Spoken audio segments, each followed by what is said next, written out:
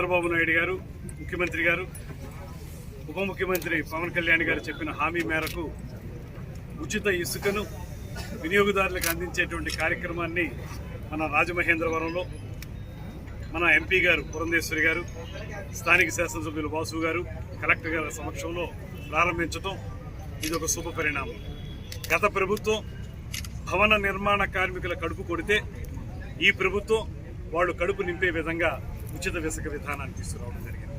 అదేవిధంగా గత ప్రభుత్వంలో వినియోగదారుడు ఎవరైనా సరే ఇల్లు కట్టుకోవాలంటే ప్రతిమా అన్ని రేట్లు ఎలా ఉన్నప్పటికీ కూడా ఇసుక ప్రీమియం అయిపోవటం వల్ల ఏ రకంగానూ కూడా గృహ నిర్మాణం జరగనటువంటి సందర్భాలను మనం చూసాం.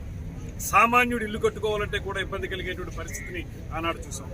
ఇవాళ ప్రభుత్వం వచ్చిన వెంటనే ఒక పక్కన ఆర్థిక భారం ఖజానా మీద పడుతున్నప్పటికీ కూడా గత ప్రభుత్వం మొత్తం ఖజానాని ఖాళీ చేసి